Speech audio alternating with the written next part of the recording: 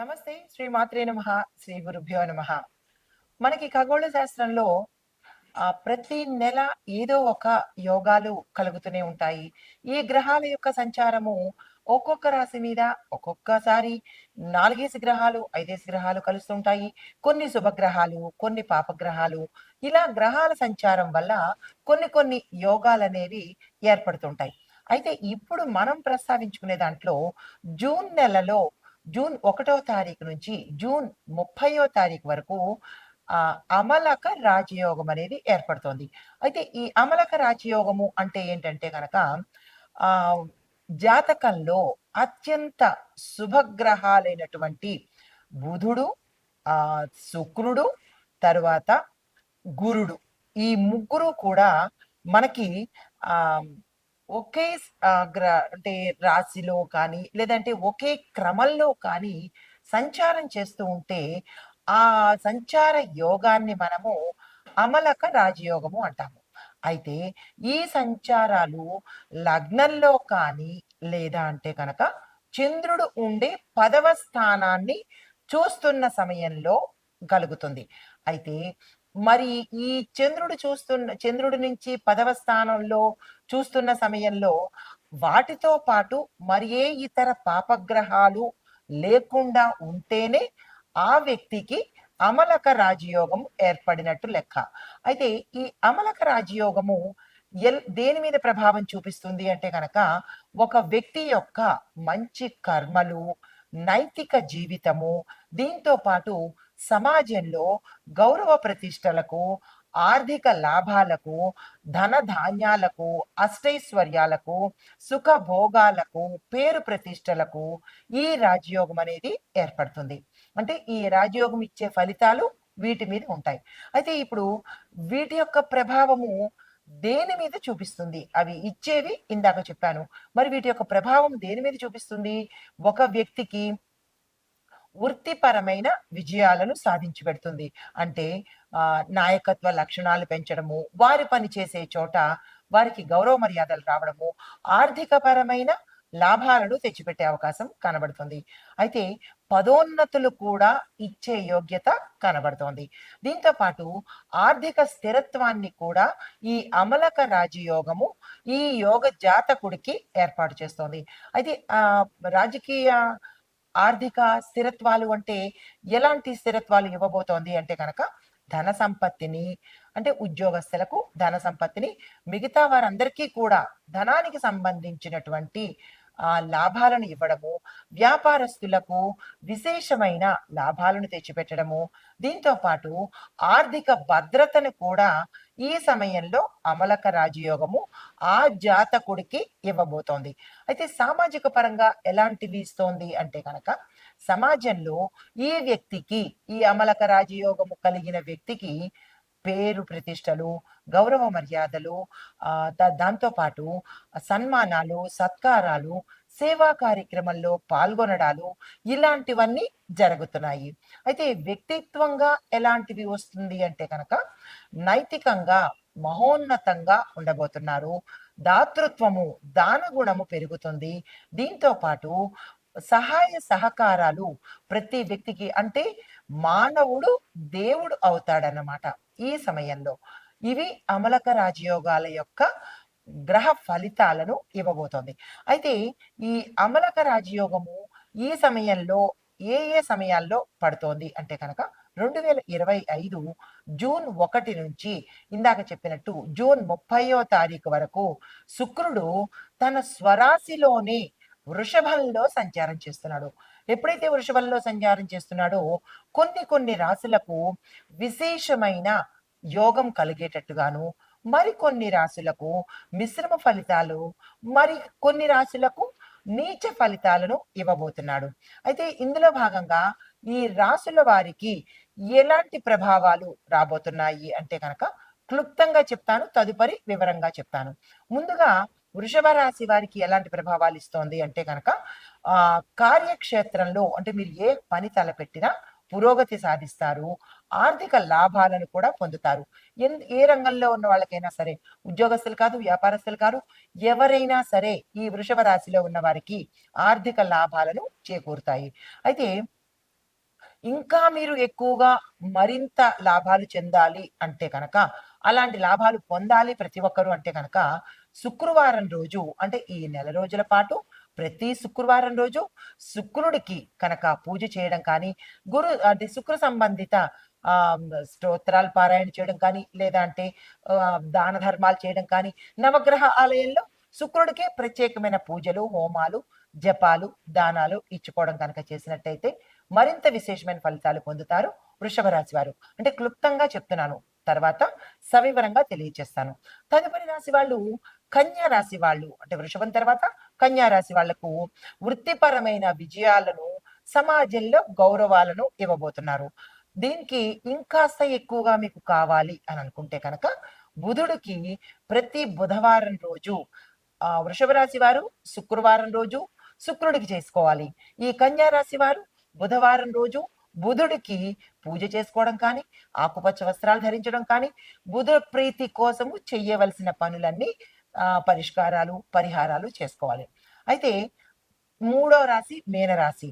ఈ మీనరాశి వాళ్లకు ఎలాంటి ప్రభావం చూపిస్తోంది అంటే కనుక, అంటే ఈ ముగ్గురు రాశుల వరకు విశేషమైన ఫలితాలు చూపిస్తోంది.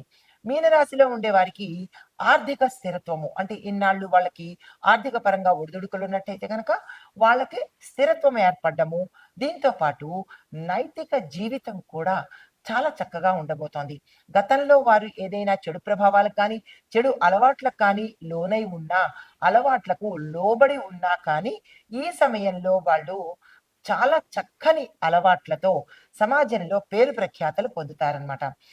దీనికి ఇంకాస్త మీరు ఎక్కువగా నేను సమాజంలో గౌరవించబడాలి, మరికంత లాభాలు రావాలి, నేను చేసే పనులు సక్సెస్ అవ్వాలి అని అనుకున్న వాళ్ళు గురు పూజ, అంటే గురువారం రోజు నవగ్రహ ఆలయంలో గురుడికి పూజ చేసుకోవడము, జపాలు, దానాలు, హోమాలు మీ యొక్క యథాశక్తికి చేసుకుంటారు.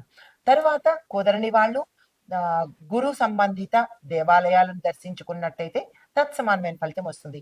అంటే ఈ అమలక రాజయోగము బుధ, శుక్ర, గురు ఈ 3 గ్రహాల యొక్క సంయోగం వల్ల శుభ పరిణామాలు ఈ 3 రాశుల వాళ్ళకి ఇస్తోంది అత్యంత విశేషంగా.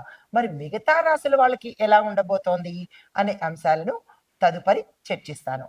అయితే ఈ అమలక రాజయోగము మనకి జూన్ 1వ తారీఖు నుంచి జూన్ 30వ తారీఖు వరకు ఈ నెల రోజుల పాటు ఎలాంటి ప్రభావాలను ఇస్తోంది, ఏ ఏ రాశిలో వీళ్ళకి ఉపయోగపడుతోంది, లాభాలను ఇస్తోంది అనే అంశాలను చర్చించే ముందు శుక్రుడు వృషభ రాశిలో ప్రవేశించడం వల్ల ఈ అమలక రాజయోగం ఏర్పడుతోంది. అయితే ఏ ఏ గ్రహాలు ఏర్పడుతున్నది అంటే కనుక బుధుడు, శుక్రుడు, గురుడు ఈ 3 గ్రహాల యొక్క సంయోగం వల్ల ఈ నెల రోజుల పాటు 3 రాశుల వాళ్ళకి విశేషంగా ఉండబోతోంది. అయితే మరి మిగతా రాశుల వాళ్ళకి ఎలా ఉంటుంది అనే అంశంలో తదుపరి రాశి మకర రాశి. ఈ రాశిలో ఉండే వారికి అమలక రాజయోగంలో బుధుడు, గురుడు, శుక్రుడు ఈ 3 గ్రహాలు విశేషమైన ఫలితాలను ఇవ్వబోతున్నారు. అది ఎలా అంటే దాంపత్య జీవితంలోనూ, ప్రేమ వ్యవహారాల్లోనూ, ప్రేమ అంటే అన్ని రకాల ప్రేమల్లోనూ, తల్లిదండ్రుల మధ్య కావచ్చు, భార్యాభర్తల మధ్య కావచ్చు, స్నేహితుల మధ్య కావచ్చు, అన్నదమ్ముల మధ్య కావచ్చు, ఇలాగ ఏ ప్రేమ బంధాలు ఉన్నా కానీ ఆ ప్రేమ బంధాలు గతంలో విడిపోయి ఉంటే కనుక అవి తిరిగి మళ్ళా పునరుద్ధరించుకునే అవకాశము ఈ సమయంలో శుక్రగ్రహము ఇవ్వబోతోంది.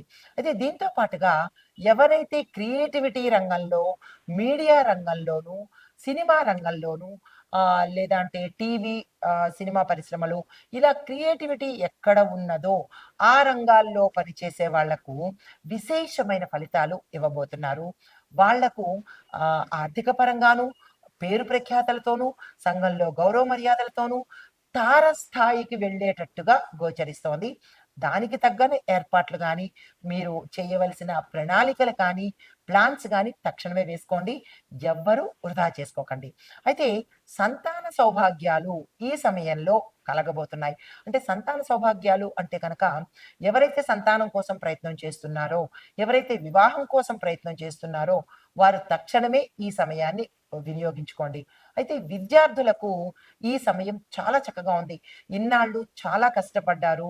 కష్టము ఈజ్ ఈక్వల్ టు రిజల్ట్ అనేటట్టుగా ఉండేది. ఆ కష్టము ఇప్పుడు మీరు దానికి సంబంధించిన ఫలితాలను ఈ సమయంలో మీరు పొందబోతున్నారు కాబట్టి తక్షణమే విద్యార్థులు కేజీ నుంచి పీజీ వరకు ప్రతి ఒక్కళ్ళకు ఇది మంచి సమయము.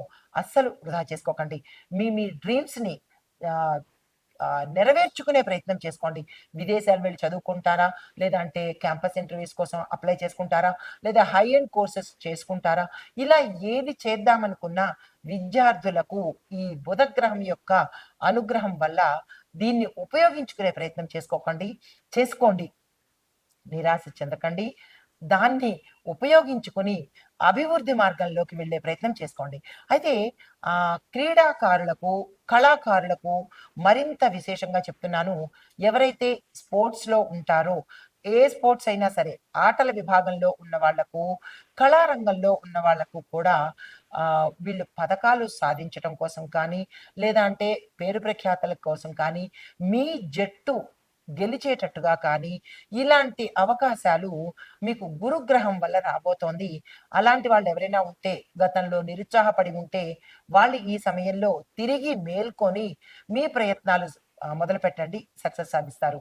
దీంతో పాటుగా కొంతమందికి సంఘంలో గౌరవ మర్యాదలు, సత్కారాలు, మెడల్స్ పొందే అవకాశం కూడా కనబడుతోంది.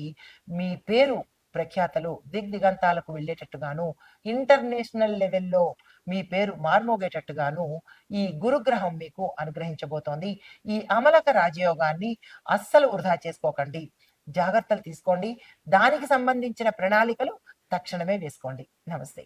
2025 జూన్ 1 నుంచి జూన్ 30 వరకు మనకి అమలక రాజయోగము అనేది ఏర్పడబోతోంది. ఈ అమలక రాజయోగము అనేది అత్యంత విశేషమైన యోగాలలో యోగరాజ్యమైనదనమాట. అయితే ఇందులో ఏ గ్రహాలు కలుస్తున్నాయి అంటే బుధుడు, గురుడు, శుక్రుడు ఈ 3 అత్యంత శుభగ్రహాలు.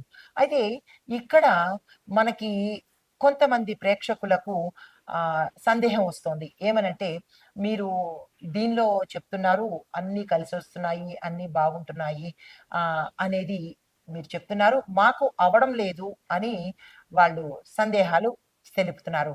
అయితే ఇది గోచార రీత్యా చెప్తున్నాం తప్ప, ఎవరి పేరు పెట్టి కానీ, లేదా పలానా వారికి అని కానీ చెప్పడం జరగటం లేదు.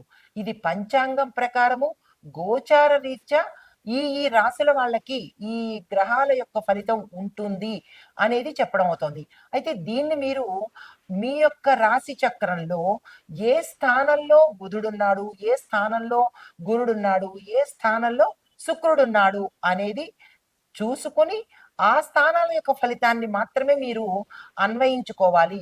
ఇది 70% మాత్రమే వర్తిస్తుంది కానీ 100కి 100 పాళ్ళు వర్తించదు. అది ఒక్కటి ప్రేక్షకులు గమనించుకోండి. అయితే ఇప్పుడు ఆహ్, ఇందాకటి వరకు మనము రాశుల గురించి చెప్పుకున్నాము. ఇప్పుడు దేశకాలమాన పరిస్థితుల్లోనూ, రక్షణ విభాగంలోనూ ఈ అమలక రాజయోగం ఎలా ఉండబోతోంది అంటే కనుక ఆహ్ ఆరోగ్యపరంగాను, వ్యవసాయ పరంగాను, తరువాత ఆరోగ్య, సామాజిక, న్యాయ, రక్షణ విభాగంలోనూ ఈ అమలక రాజయోగము ఎలా ఉండబోతోంది? అంటే ముందుగా దేశ రాజకీయ పరంగా చూసుకుందాము. దీనిలో ఎలా ఉండబోతోంది? స్థిరంగా ఉంటుంది.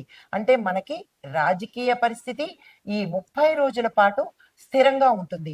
శుక్రుడు సామరస్యానికి, నైతికతకు చిహ్నం అనమాట. గొడవలొచ్చే దగ్గర మనకేం చేస్తాడు? గొడవలు రాకుండా సంయమనం చేస్తాడు. శాంతి, శాంతి అని చెప్తాడనమాట. దీంతో పాటు కేంద్ర ప్రభుత్వం తీసుకునే నిర్ణయాలు చాలా స్థిరంగాను, కాంక్రీట్‌గాను అందరూ ఆమోదించే యోగ్యంగాను ఉండేటట్టుగా కనబడుతోంది.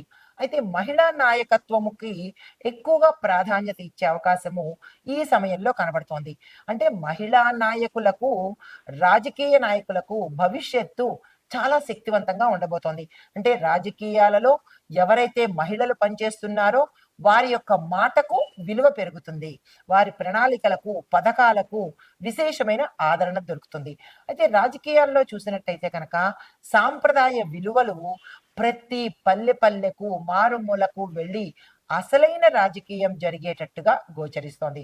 అయితే కాలమాన పరిస్థితులు కనుక చూసుకున్నట్టయితే సీజనల్‌గా మనకి వర్షాలు ఎలా ఉండబోతోంది, వాతావరణం ఎలా ఉండబోతోందంటే వర్షాలు కొంచెం ఎక్కువగా పడేటట్టుగాను కొన్ని ప్రాంతాలలో అతివృష్టి, కొన్ని ప్రాంతాలలో అనావృష్టి గోచరిస్తోంది.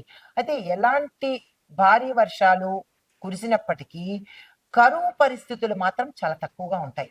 ఎంత విశేషంగా భారీ వర్షాలు కురిసినా, పెద్ద పెద్ద వర్షపాతాలు ఉన్నా పంటల దగ్గరికొచ్చేటప్పటికి శుక్రుడు విశేషమైన పంటను ఇవ్వబోతున్నాడు. కాబట్టి ప్రజలు భయపడాల్సిన పని లేదు. అయితే దక్షిణం వైపు వచ్చే మాన్సూన్స్ మాత్రము వ్యవసాయానికి చాలా మేలు చేస్తాయి. ప్రతి ఒక్క రైతు సంతోషించదగిన విషయమనమాట. అయితే ఆర్థిక పరంగా ఎలా ఉంటోంది ఈ అమలక రాజయోగంలో అంటే గనక ధన ప్రవాహము చాలా విశేషంగా ఉంటుంది. అన్ని రాశుల వాళ్లకు ధనాన్ని గురుడు ఎక్కువగా అందించబోతున్నాడు. అంటే ప్రతి ఒక్కళ్ళు ధనపరంగా డబ్బుతో హాయిగా ఉండబోతున్నారు. దీంతో పాటు రియల్ ఎస్టేట్ రంగం వాళ్ళు, ఆభరణాల రంగాల వాళ్ళు అంటే జ్యువెలర్సీ వాళ్ళనమాట. బంగార బంగారంలో అంటే బంగార వ్యాపారస్తులకు గాని, బంగారం ఉత్పత్తి చేసే గనులలో చేసే వాళ్ళకుగా ఆ రంగంలో పనిచేసే వాళ్ళు గాని, లేదా వ్యాపారస్తులకు కానీ, దానిలో పనిచేసే ఉద్యోగస్తులకు కానీ విశేషమైన లాభాలు వచ్చేటట్టుగా కనబడుతోంది. దీంతో పాటు కొంత రంగాలకు ఖర్చులు కూడా పెరిగే అవకాశం కనబడుతోంది. దాన్ని మీరు ఆహ్, అంటే బ్యాలెన్స్ చేసుకునే ప్రయత్నం చేసుకోండి. ఆదాయానికి మించిన ఖర్చులు కూడా ఒక్కొక్కసారి గోచరించే అవకాశం కనబడుతోంది. ఇది వ్యక్తిగతంగా కాదు, బిజినెస్ పరంగా చెప్పబోతున్నాను. అయితే వినియోగదారుల యొక్క వ్యయశక్తి కూడా మెరుగుపడుతుంది. అంటే ఎక్కువగా కొనుగోలు శక్తి పెరుగుతుంది. ఎప్పుడైతే ధనం ఎక్కువగా వస్తోందో మరి కొనుక్కోవాలని కూడా అనిపిస్తుంది కదా! రూ. 1000, రూ. 1,00,000 వస్తున్నప్పుడు కనీసం కొనుగోలు శక్తి కూడా పెరుగుతుంది. అంటే ప్రతి సామాన్యుడు కూడా కొనుక్కునే స్థాయికి వెళ్తాడు అంటే ధనపరంగా విశేషమైన గ్రోత్ కూడా కనబడుతోంది అని అర్థం అన్నమాట. అయితే మార్కెట్‌లో ప్రతి వస్తువుకి గిరాకీ పెరుగుతుంది. రేట్లు పెరిగే అవకాశం కూడా కనబడుతోంది. దేశీయ ఉత్పత్తులు కూడా మనకి పెరిగి వాటి పరంగా కూడా దేశానికి లాభం వచ్చేటట్టుగా కనబడుతోంది. ఇంకా ఒక మాట ఏంటి, వ్యక్తిగతంగా ధనం వస్తుంది. దేశ పరంగా కూడా పెట్టుబడుల్లోనూ, ఇటు వ్యాపారాల్లోనూ, మార్కెట్ పరంగా దేశానికి కూడా డబ్బులు ఎక్కువగా వస్తాయన్నమాట. అయితే ఇంకా రక్షణ విభాగాని కోసం చూస్తే శాంతియుత విధానాలు ఎక్కువగా అమలు పరుస్తారు. అంటే ఉద్రిక్తతలు కానీ, లేదా అంటే గనక కోపతాపాలు కానీ లేకుండా శాంతిగా అంటే ప్రశాంతంగా ఉండబోతోంది. అంతర్జాతీయ సంబంధాలలో అంటే ఇంటర్నేషనల్ రిలేషన్‌షిప్స్‌లో కూడా అంటే దేశానికి, దేశానికి మధ్య కూడా శాంతి నెలకొనే అవకాశం ఇక్కడ చాలా ఎక్కువగా కనబడుతోంది. అయితే మనకి దాడులు గానీ, లేదా యుద్ధాలు కానీ ఇలాంటివి కొంత ఉపశమనం అయ్యేటట్టుగా కూడా ఈ సమయం గోచరిస్తోంది. అంటే ప్రజలందరూ ఆరోగ్యంగాను, ధనపరంగాను, శాంతి పరంగా కూడా నిబ్బరంగా ఉండబోతున్నారనమాట. దానికి సంబంధించి ప్రభుత్వం ఏం చేస్తోంది? రక్షణ పథకాలను మరింత ఎక్కువ చేసేటట్టుగా ప్రజల సంక్షేమం కోసము ప్రయత్నాలు చేస్తుంది. దీంతో పాటు న్యాయ రంగం ఎలా ఉండబోతోంది అంటే కనుక, న్యాయ విధానాలలో సరళీకృత అంటే కొంచెం అమెండ్మెంట్స్ అనేవి చేస్తారు. ఇదివరకు కొంచెం ఎక్కువగా స్ట్రాంగ్‌గా ఉంటే గనక, ఇప్పుడు ప్రతి సామాన్యుడికి అందుబాటులోకి వచ్చేటట్టు సరళీకృతము అంటే కొంచెం చిన్న అమెండ్మెంట్స్ చేసే అవకాశం కనబడుతోంది. శుక్రుడు న్యాయబద్ధానికి ప్రతీక. ప్రతి ఒక్కడికి న్యాయం జరిగే అవకాశం కనబడుతోంది. దీంతో పాటు కీలకమైన న్యాయ నిర్ణయాలు తీసుకోవడానికి అవకాశాలు కూడా కనబడుతోంది. అంటే తక్షణమే ప్రజలకి న్యాయం జరుగుతుంది. తద్వారా ప్రజలు సుఖ సంతోషాలతో ఉండబోతున్నారు. అంటే పెండింగ్ అనేది ఈ సమయంలో శుక్రుడు ఇవ్వటం లేదు. అయితే మహిళా సంబంధించిన కేసుల్లో మాత్రము తీర్పులకి ఎక్కువ ప్రాధాన్యత ఇస్తారు. లేడీస్‌కి ఇబ్బందులు చాలా ఎక్కువవుతున్నాయి ఈ సమయంలో. రకరకాల దాడులు జరగడము, రకరకాల వేధింపులు గురి అవ్వడము, వాళ్ళు కొంతమంది మౌనంగా భరిస్తున్నారు. మరికొంతమంది ముందుకు వెళ్లి భరించలేక చెప్తున్నారు. గతంలో అయితే కనుక ఇలాగా భరించలేక కోర్టులకు కానీ, పోలీసు స్టేషన్‌లకు గాని వెళ్లి చెప్పినప్పుడు కొట్టి పడేసిన పరిస్థితులు ఉండి ఉంటే, అలాంటి పరిస్థితులు ఇప్పుడు లేవు. ఇప్పుడు ప్రతి ఒక్క మహిళా కేసుని తీసుకోవడము, సత్వరమే న్యాయం చేసేయడము. అలాంటి న్యాయ వ్యవస్థను ఏర్పాటు చేస్తున్నాడు శుక్ర భగవానుడు. అయితే వ్యవసాయ రంగంలో ఎలా ఉండబోతోంది అంటే కనుక, ధాన్యం దిగుబడి మెరుగవుతుంది. 10 బస్తాల దగ్గర 100 బస్తాలు పండేటట్టుగా చాలా చక్కగా సుభిక్షంగా ఉండేటట్టుగా కనబడుతోంది. అయితే వర్షాలు కూడా అనుకూలంగా చక్కగా వాతావరణం కూడా మనకి అనుకూలంగా ఉండబోతోంది. అయితే రైతులకు ప్రభుత్వ పరంగా సహాయ సహకారాలు సత్వరమే అంటే వాళ్ళు అనుకున్న సమయానికి అందుబాటులోకి వస్తాయన్నమాట.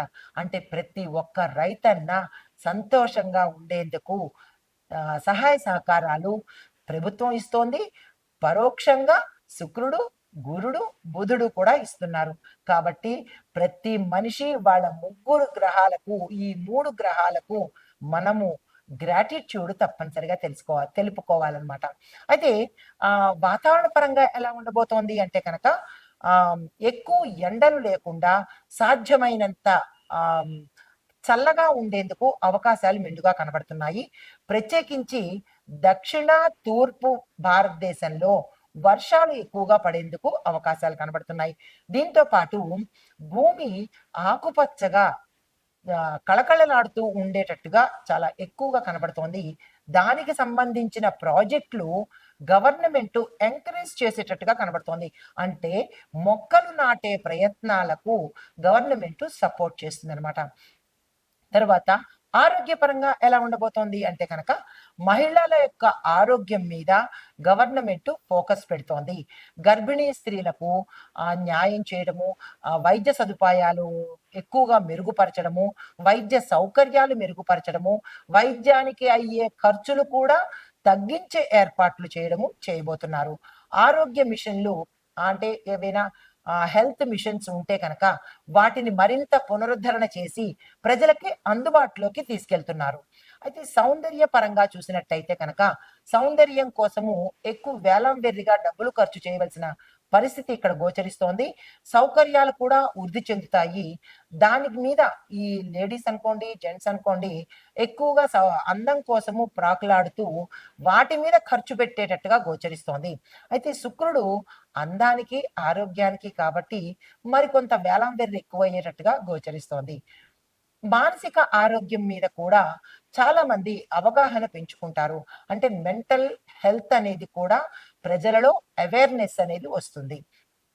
తరువాత ఇక సామాజిక పరిస్థితులు ఎలా ఉండబోతున్నాయంటే కనుక, సమాజంలో విలువలు తిరిగి మళ్ళా వస్తాయి. అంటే ఆడవారిని గౌరవించడము, మగవారు ఎలా ఉండాలి, రక్షణ చేసుకోవటము, అంటే విపరీత ధోరణులకు బదులు సంస్కారంతోనూ, సంప్రదాయ పద్ధతులతోనూ ఉండేందుకు అవకాశం కనబడుతోంది.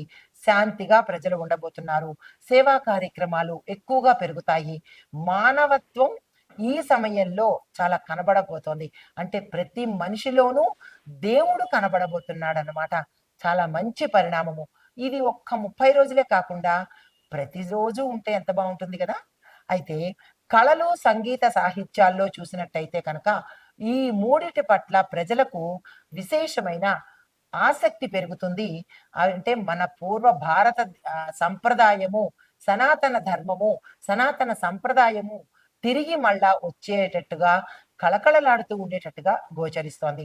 అయితే మహిళలు, యువత అంటే యూత్ అండ్ వుమెన్ కూడా ఎదుగుదలకు ఇది మంచి సమయము. ప్రతి ఒక్క యువత మేలుకొని, మీ బాధ్యత తెలుసుకొని, గుర్తెరిగి భారతదేశానికి సేవ, వైద్యము, విద్య అన్నీ అందించాలని ఈ 3 గ్రహాలు మనకి ఈ సమయంలో ప్రోత్సాహాన్ని ఇస్తున్నాయి. సత్ఫలితాలను, మహారాజ యోగాలను అందించబోతున్నాయి. ఈ సమయాన్ని మనం వృధా చేసుకోకుండా సద్వినియోగం చేసుకుందాము. ఇది అమలక రాజయోగం యొక్క విశేషమైన ఫలితాలు. నమస్తే.